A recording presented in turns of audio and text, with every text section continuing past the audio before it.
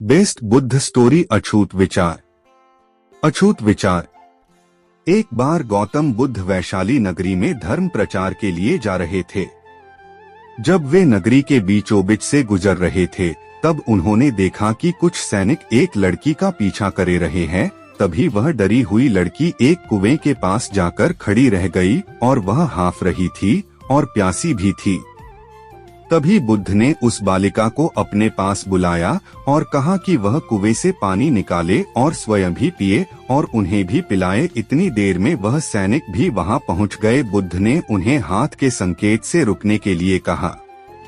बुद्ध की बात सुनकर लड़की ने कहा, महाराज, मैं एक अछूत लड़की हूँ और मेरे कुएं से पानी निकालने पर जल दूषित हो जाएगा। तभी बुद्ध ने उससे फिर कहा, बालिका, बहुत जोर की प्यास लगी है, पहले तुम पानी पिलाओ।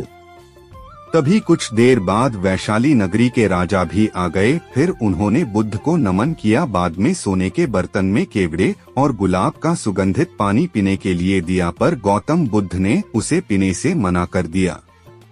बुद्ध ने एक बार फिर बालिका से अपनी बात दोहराई। इस बार बालिका ने साहस के साथ कुएं से पानी निकाला और स्वयं भी पिया और गौतम बुद्ध को भी दिया। और पानी पीने के बाद बुद्ध ने बालिका से उसके भय का कारण पूछा। तब उस बालिका ने बताया, मुझे सयोंग से राजा के दरबार में गाने का अवसर मिला था और राजा ने मेरा गीत सुन मुझे अपनी गले की माला पुरस्कार स्वरूप दी। लेकिन उन्हें किसी ने बताया कि मैं एक अछूत लड़की हूँ और यह जानते ही राजा ने मुझे अपने सैनिक को मुझे जेल में डालने के लिए बोल दिया।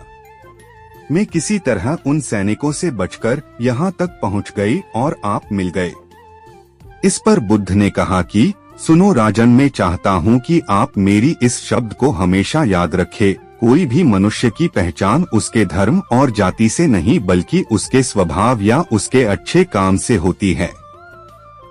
जिस बालिका के मधुर कंठ से निकले मधुर गीत का आपने आनंद उठाया, उसे पुरस्कार दिया, और जिसके कार्य इतने अच्छे हों वह अछूत हो नहीं सकती। और उस बालिका के साथ नीची सोच और छोटे कार्य करके अछूत होने का परिचय तो आपने दिया है।